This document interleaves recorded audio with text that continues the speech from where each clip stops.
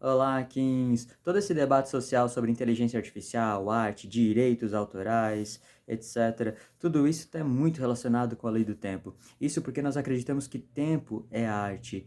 E tá mais do que na hora de a gente parar de procrastinar esse assunto e começar a falar sobre como essa ideia de proteção a direitos, direitos autorais, copyrights, etc., como isso tem afetado a nossa relação com o tempo e com a relação com a nossa essência, com a nossa espiritualidade e, claro, com a nossa paz social, com a nossa coletividade. Então, fica nesse vídeo que a gente vai falar sobre isso. Hoje estou gravando esse vídeo no Kim 10, que é Kim Cachorro Planetário. Eu sou o DJ Kim 98, Espelho Ressonante Branco, e hoje transitando Estrela Alta Existente Amarela, Kim 108. Bom, vamos lá. Para a gente entender sobre esse assunto, a gente precisa entender, afinal de contas, sobre o que nós estamos falando. E a gente está falando sobre arte, mas pouca gente sabe o que é arte, pouca gente para se preocupar sobre o que é arte, porque a arte é uma palavra que já está tão banalizada, que já está na boca aí de todo mundo de qualquer jeito, está escrito em um monte de lugar de qualquer forma, que a gente já não sabe mais, afinal de contas, sobre o que a gente está falando. As discussões sobre arte, geralmente, elas estão restritas aí, as discussões com qualidade sobre arte, eu quero dizer, elas estão muito restritas a centros acadêmicos, pesquisas de artistas em si, né? Mas pouco isso é trazido para o debate público, afinal de contas, fazer as pessoas pensarem o que é a arte, entender quais são os critérios de arte e, afinal de contas, né, o que é e o que não é arte, quem é ou quem não é o artista.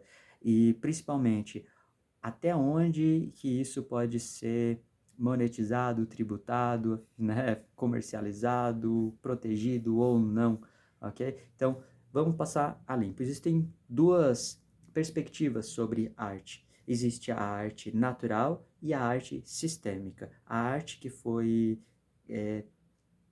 conceitualizada, trabalhada, limitada para caber e atender aos interesses do sistema e da sociedade. DJ, como assim? Primeiro, a arte, gente, é sobretudo uma característica do ser humano, é uma parte da nossa biologia, porque ela está inteiramente ligada a tudo aquilo que a gente faz enquanto um ser existente. Ou seja, a nossa própria autopercepção de existência já é por si só uma expressão artística.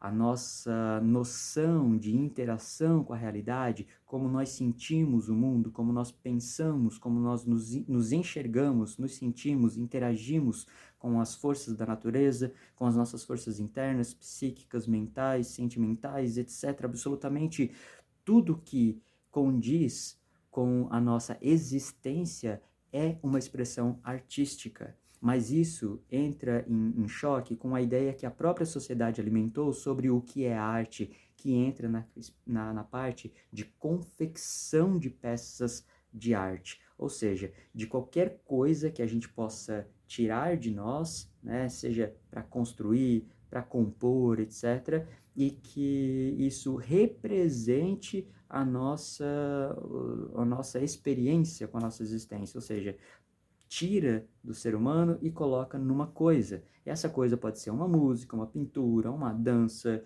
o escambau a quatro, né? Desde as formas rudimentares até as coisas que a gente tem hoje com uma tecnologia hiper evoluída e que a gente não sabe onde vai parar toda essa tecnologia. Bom, isso tem a ver com a própria noção do que é a sociedade e para que ela existe, para que existe a sociedade.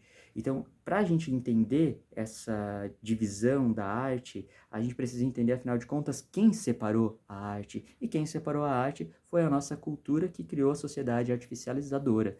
Né? Ela, além de ser uma sociedade artificial, dentro da nossa organização social da nossa espécie, ela também artificializa as nossas competências humanas, ou seja, o nosso raciocínio foi terceirizado para a máquina, né, os nossos sentimentos, as nossas relações, o nosso sexo, absolutamente todas as coisas que nos faz humanas estão sendo transferidas para a máquina, né? Na verdade, elas não estão sendo transferidas, elas continuam inatas, elas continuam em nós, mas a nossa projeção fora de nós é fruto da sociedade, porque a sociedade entende que animalidade, a nossa essência, ela não é importante. É importante o quê? Aquilo que a gente faz para o sistema. Então, o sistema é ótimo, não para evoluir a humanidade, mas para evoluir a si próprio. Fazer com que o sistema permaneça. E isso interfere em nós em níveis tão profundos que faz parecer que o sistema é fixo e que nós somos passageiros. Ou seja, que nós nascemos dentro do sistema, atendemos a ele, vamos morrer e o sistema permanece. Por isso a gente se preocupa tanto com heranças, né? Aquilo que fica, aquilo que nós vamos deixar de marca no mundo, aquilo que, né, não seremos passageiros se nós marcarmos esse mundo, né? E essa ideia, ela é criada pela própria sociedade. A própria ideia de sociedade, ela se auto-intitula a permanente, né? Aquela que vai existir para sempre e que os indivíduos apenas passam por ali como folhinhas ao vento, né? Essa ideia, ela minimiza a vida e potencializa, né, a estrutura, endeusa o sistema. E às vezes a gente nem se dá conta. Às vezes não, muitas vezes a gente nem se dá conta disso. Então é importante entender que a sociedade, ela minimiza a vida em prol de si própria. Tá? A vida como o recurso, a matéria-prima, o alimento dessa sociedade. Às vezes a gente acha, não existe sociedade se não tiver ser humano. Na verdade, não. A sociedade continua existindo sem o ser humano. Né? Por quê? Porque, na verdade, o ser humano ali, ele é parte apenas de uma alimentação. Precisa, né? Mas não por nossa causa. Não fazemos isso para nós mesmos. Isso é uma grande ilusão. Nós fazemos isso para o sistema, achando que estamos evoluindo a nossa espécie. Estamos evoluindo, na verdade, o próprio sistema.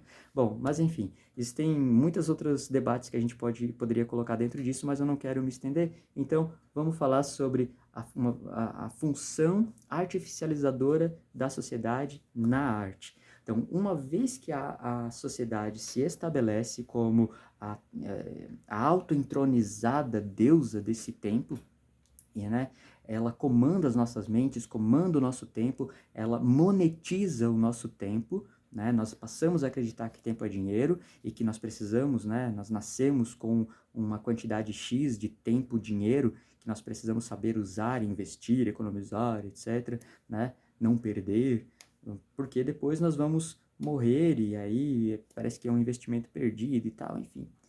Coisas da narrativa da sociedade artificial.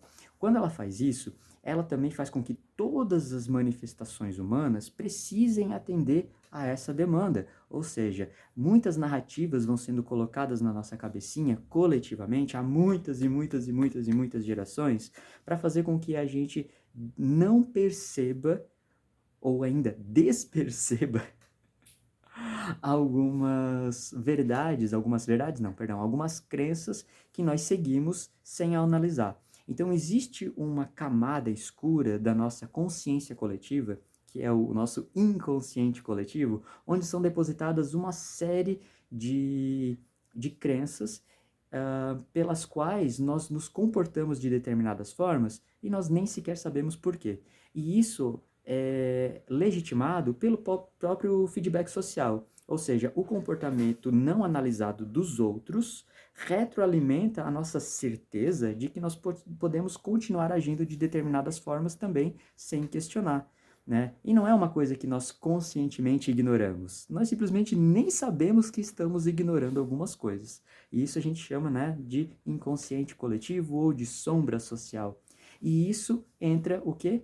A arte. Porque nós estamos tão acostumados a lidar com o que a sociedade chamou de arte que a gente deixa de se conectar ou de perceber a arte natural, aquela que independe da produção artística, ou seja, não depende se eu sei fazer uma música, se eu sei pintar um quadro, se eu sei fazer um desenho, se eu sei cantar, se eu sei dançar, se eu sei fazer qualquer coisa técnica que impressione as pessoas, por exemplo, né? Então, isso faz com que a gente precise relembrar, afinal, onde que estava a arte antes da sociedade. Antes da sociedade, é óbvio que a arte existia, porque o ser humano existia antes da sociedade. A nossa expressão de vida, de viver, aquela nossa força vital, aquilo que vem muito antes do ser civilizado, muito antes do ser, né, socializado, ela já estava em nós, talvez muito antes da nossa espécie existir. Isso faz parte da própria essência biológica desse planeta, que eventualmente faz com que todas aquelas rochas e minerais se transformem em seres viventes e pensantes. Então, nós, somente pelo fato de que nós temos sensibilidade, sensores, por todo o nosso corpo, nós sentimos e criamos repertórios de sensações e de ideias e de representações da vida. Só por isso nós já somos um artefato vivo de expressão de arte. Nós estamos o tempo todo produzindo arte e nós nem sentimos isso, porque nós fomos condicionados a não sentir a arte que, sobretudo, nós somos. Tá? Nós somos arte. Por quê? Porque nós estamos o tempo todo experienciando a vida, nós estamos o tempo todo experienciando a existência. Né? Já parou para pensar isso? Né? Você existe. Né? Para por um instante. E perceba, você existe. Olha que loucura que é isso. Existir, não é? E aí você tenta lembrar de uma época em que você não existia, ou que você não lembra de ter existido. Olha que loucura que é isso, né? Caramba, existo, me mexo, sinto, respiro, né? Interajo, tenho pensamentos complexos, sentimentos complexos, né? Sou uma grande complexitude, sei lá como é que chama isso. Sou um grande complexo existente, né? Que toma banho, que paga contas. Olha só que coisa mais doida que é existir. Então, toda essa autossensação, essa autopercepção é uma expressão artística. Ela não está condicionada àquilo que você produz, mas para a sociedade, o teu valor existencial é medido pelo que você produz para a sociedade. Então, em determinado momento, a sociedade entende que é produtivo criar peças e obras de arte. Por quê? Porque isso pode ser vendido, rotulado, isso pode ser tributado, e não só pela questão financeira, mas principalmente porque isso também ajuda a alimentar uma outra ideia que é muito importante que haja na nossa mente para que a sociedade continue existindo, que é a nossa ideia de identidade, ou seja, para que eu tenha uma personalidade, uma característica, para que eu me distingua do outro e que eu possa ser valorizado por ser único, por ser do meu jeito, por eu ser só eu, sabe? Essa coisa que é vendida há muito tempo, que você encontre o seu caminho, que você tenha o seu jeitinho de fazer as coisas, que você, sabe, por mais que você faça uma coisa que todo mundo faz, mas ninguém faz do seu jeito, tudo isso é a historinha da sociedade para a gente continuar aumentando o nosso repertório de ego. O que é o ego, afinal de contas? O ego é o conjunto de crenças de quem a gente acredita ser. Então, qualquer coisa que contribua para me dar uma identidade, uma personalidade, isso entra para o sistema do ego. O ego é como se fosse um programa, na nossa mente que se autoabastece de conversões de experiência em identidade. Então você diz, eu sou as comidas que eu comi, eu sou as viagens que eu fiz, eu sou as amizades que eu... Sabe? Todas essas coisas ali, elas vão aumentando a nossa vaidade em um nível muito interno, muito lá dentro daquele lugar em que nós não percebemos que nós estamos fazendo isso. Tudo para quê? Para aumentar a nossa ideia de identidade, toda a habilidade que você tem, todas as coisas que faz você ser você, sabe? Desde o seu jeitinho até as suas habilidades técnicas. E para a sociedade isso é maravilhoso, porque quanto mais identidade você tiver, mais você acompanha, mais você trabalha para a existência da sociedade. E aí você pensa, nossa, essa sociedade é tão malvada, né? Na verdade, a sociedade não existe, né? Essa é uma ideia que a gente cria sobre os condicionamentos coletivos que nós nos auto-imputamos. E isso a gente já faz há muito tempo. Não é uma culpa dessa geração, não é culpa sua, não é culpa minha, né? Isso é um sistema de crenças que já está muito bem enraizado em todo mundo, independente das diferentes culturas que existem no mundo. A gente entende que a sociedade é o próprio ego do planeta. E isso é muito difícil de a gente resolver de uma hora para outra. Então, o primeiro passo é a gente perceber isso.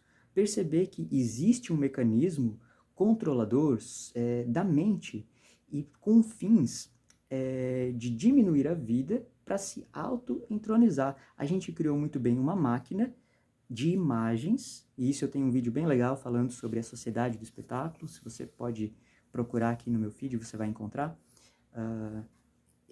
e essa máquina, ela não tem outro objetivo a não ser continuar existindo por si própria. Né? Muito parecido com o que a gente chama de nosso instinto de sobrevivência, só que agora a gente transferiu isso para essa máquina social da qual a gente parece não conseguir se libertar jamais. Essa máquina social, ela pega tudo aquilo que é do ser humano e maquiniza, e mecaniza. E ela faz isso de uma forma que a gente acha ainda que está fazendo bem para nós. E a arte é uma delas. Quantos de nós acham, nossa, como é bom, né, estar rodeado de arte, de artistas, ir a teatros, ao cinema, vamos valorizar o cinema e não sei o quê. Todos esses discursos, né, por mais que eles pareçam ser agregadores, eles na verdade estão solidificando a transferência que a gente fez da nossa própria existência. Nós achamos que aquela peça de arte, ela é uma oportunidade de nos conectarmos com alguma coisa muito profunda, né? Muito do humano, muito do subjetivo, valorizar a nossa cultura, valorizar os nossos intelectuais, etc., né? Mas tudo isso está ali, ó, alimentando a própria máquina social artificializadora. Por quê? Porque, em tese, a arte já é um atributo nosso. Nós poderíamos ter expressões e epifanias artísticas, orgasmos artísticos com absolutamente qualquer coisa. Qualquer coisa. Desde aquele bueiro que você encontra, né, aberto, fedendo no chão, né, até você simplesmente parar, olhar para o céu e contemplar uma minúscula estrelinha lá no céu, aquela bem discretinha que parece que ninguém está olhando e parece que ninguém conhece, só você, sabe? Qualquer coisa que faça você parar e caramba, uau, senti o vazio, senti o nada, senti sua existência para além dos rótulos sociais, para além daquilo que é esperado que você produza ou que você faça. Às vezes a gente tem habilidades tão sutis que jamais poderão ser convertidas em monetização, nunca vão poder ser trabalhadas como um produto para a sociedade. E às vezes a gente coisas que a gente não teria nem coragem de falar, que a gente é capaz de fazer ou de sentir, porque isso é a nossa expressão artística mais profunda. E aí a gente tem que entender, caramba, como que a gente chegou a esse ponto de ignorar tudo aquilo que é integralmente humano, integralmente existencial, e a gente passou a considerar apenas a produção, apenas o produto, apenas a pedra, digamos assim, né, que é aquilo que é feito e entregue para a sociedade como se fosse aí uma herança que a gente deixa, né? Essa ideia de herança, gente, ela é extremamente mercantilista, extremamente patriarcal, extremamente artificial, né? Por quê? Porque a gente se estabelece primeiro como os passageiros desse mundo, né? Ou seja, como uma folhinha ao vento que vem, pousa, sopra o vento da vida e vai, mas aquele espaço continua. Essa é uma ideia da sociedade que se autopreserva, né?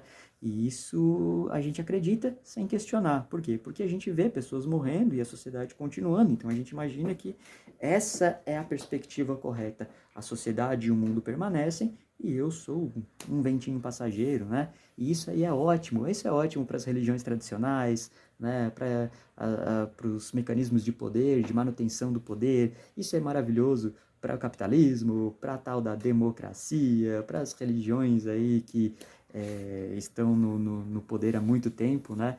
E não realmente corroboram para a nossa qualidade existencial. Isso é, é muito conveniente, certo? Então, a gente precisa entender onde que isso começou. E isso, lógico, começou quando a gente começou a se perceber. Ou seja, você deve pensar, isso aí começou então lá na época das cavernas? Muito antes das cavernas, porque antes do primeiro, sei lá, um homem pré-histórico começar a riscar os bonequinhos palito nas paredes das cavernas, ele já sentia o mundo, ele já sentia, ainda talvez sem muito conhecimento, né, como a gente tem hoje, mas ele já sentia a sua existência, né, e em determinado momento isso incomoda tanto que precisa, né, extravasar isso, né, e aí cria a primeira expressão artística técnica, e aí essa parte técnica é fundamental para a gente entender de onde surgiu esse conceito de arte da sociedade, porque para a sociedade a arte começou como técnica, como a nossa capacidade técnica de criar artefatos, né? E esses artefatos, eles foram evoluindo ou assumindo diferentes nuances, diferentes roupagens ao longo da história. A gente tem, quando a gente analisa a história da arte, como que a arte foi sendo transformada de acordo com a cultura, com o espaço, com o tempo, né? Com as relações sociais, né? Quando a gente está analisando a história da arte, a gente não está focando somente no ser humano, a gente está focando naquilo que o ser humano produz para marcar o seu tempo. Na verdade, dentro do ciclo histórico, a gente só consegue entender o tempo por aquilo que foi deixado como arte. Por quê? Porque a gente não entende o ser humano em si, então a gente precisa das obras de arte que ele expressa para tentar compreender que momento era esse. Né? Isso mostra como a gente consegue se relacionar com o objeto, mas a gente não consegue se relacionar com o ser, né? Com o ser humano. Ou seja, eu só vou saber quem é um ser humano por aquilo que ele produz. E essa é uma ideia que vem amparada pela religião há muito tempo, né? A árvore se conhece pelos seus frutos. Qualquer pessoa que tem intimidade com árvores sabe que isso não é verdade. Você não precisa dos frutos da árvore para saber que árvore é essa, desde que você saiba se relacionar com ela, desde que você conheça aquela planta, desde que você conheça aquele ser vivo que está ali, né? Você não precisa esperar pelos frutos. Você consegue entender o que aquilo é, né? Ou o que aquilo é capaz de ser, a sua estética, os seus benefícios, os seus malefícios, enfim. E isso foi uma ideia artificializadora que imputaram na gente, né? Ou seja, uma deturpação da visão da natureza interiorizou em nós como nós somos aquilo que nós produzimos. E aí a gente tem hoje uma sociedade muito doentia que acha que ela não tem valor porque ela não está produzindo nada. Ou seja, talvez você já tenha sentido isso, né? Tipo, poxa, o que eu estou fazendo? O que eu estou produzindo? Quem sou eu se eu não estou produzindo alguma coisa? Mesmo que não seja financeiro, mas que seja, sabe, existencial. Hoje a gente tem uma tal de profissão chamada produtor de conteúdo. Olha só que expressão mais vulgar, né? É um termo muito raso, muito superficial, produtor de conteúdo. E aí, independente do conteúdo que seja, né? Só está ali alimentando os algoritmos de aplicativos, né? Então isso é um produzir conteúdo. Aí começa um debate ali, isso aqui é conteúdo de qualidade, isso aqui não é, sabe? Mas não vai para lugar nenhum. Então a gente entendeu que o nosso valor está naquilo que a gente produz. E isso começou lá atrás, quando a gente começou a entender a arte como aquilo técnico que se faz. A própria etimologia da palavra arte vem de ordem, ou a ordem também tem uma raiz ligada à arte, para falar daquilo que nós temos a capacidade manual de realizar. E isso também está relacionado com a nossa compreensão estética, ou seja, a nossa relação com a estética da existência, com a estética da natureza, atribui valor a essa capacidade técnica. Ou seja, aquilo que nós fazemos manualmente, ela precisa ter um valor estético para que aquilo seja reconhecido como arte. Vocês estão vendo aqui que eu estou usando muito as minhas mãos para fazer várias aspinhas aqui, porque essa arte, ela é a arte sistêmica, a arte sistematizada, a arte que atende ao interesse da sociedade. E por que essa arte atende ao interesse da sociedade? Porque ela tira do ser humano a sua essência, digamos assim, ou melhor, a gente tira o foco do ser humano, coloca na coisa, e ao invés de debater o ser, a gente debate a coisa produzida pelo ser, né? Ou seja, quem é o DJ? O DJ é aquilo que ele faz. Calma, não é não. Não sou não, né? Não somos, na verdade, né? Não somos o que nós produzimos, né? Nós somos, e isso basta. Eu sou o que sou, né? Isso basta. E como a gente não tem reconhecimento, ou seja, não existe um feedback social por apenas ser, nós precisamos produzir, nós precisamos contribuir para tal da sociedade, então a gente ignora o nosso ser e a gente começa a produzir incontroladamente, né? Descontroladamente. Somente controlado pelo próprio sistema, que tributa aquilo que a gente faz. Ou seja, além de te obrigar a produzir, ele ainda disse ele ainda monetiza se o que você está produzindo vale ou não.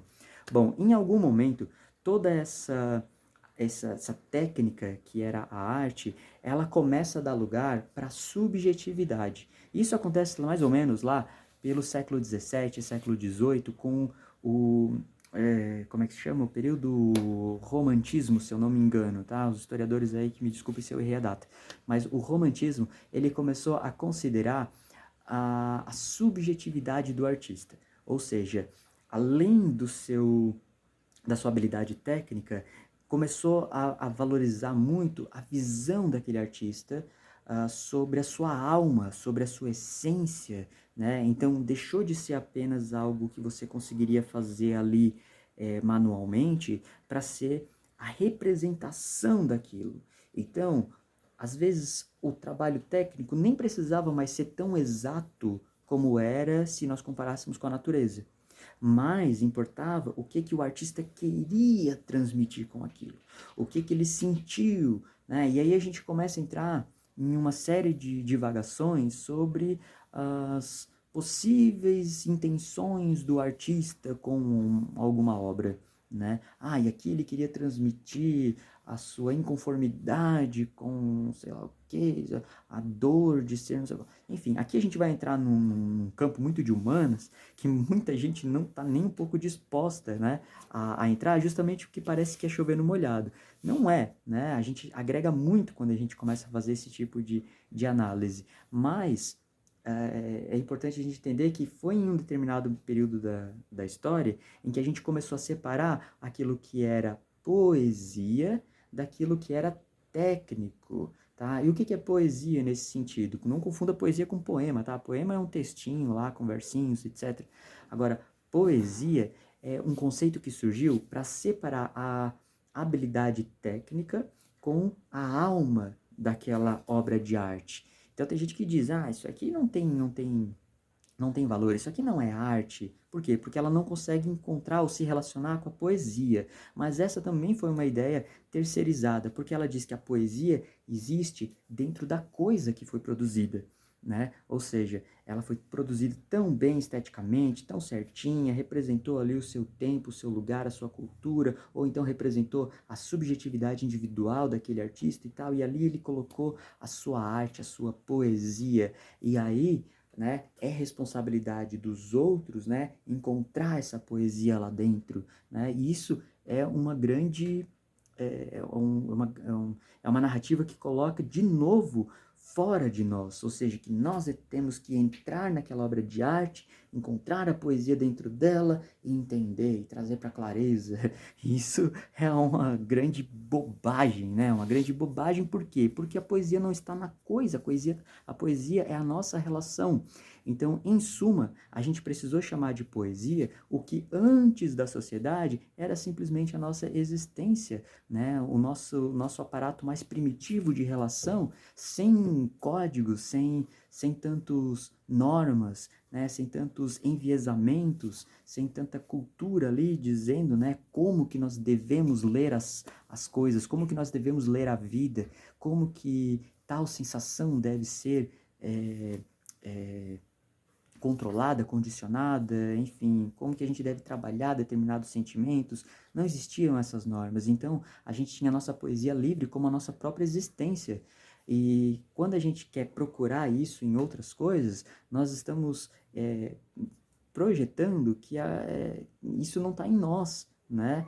Não, mas está lá e está dentro de mim, então por ressonância eu vou encontrar. Não, não, não, não, não, não. Não está na coisa. Nunca esteve na coisa. A coisa, né? A coisa é uma coisa. A música é uma coisa. A dança é uma coisa. A pintura é uma coisa. Né? É como se fosse uma pedra esculpida, vamos resumir dessa forma, né? E a nossa relação é principalmente com a estética interna, ou seja, nós vamos ver beleza ou poesia não na coisa, mas em nós, coisas que nos conectam com a nossa poesia interna.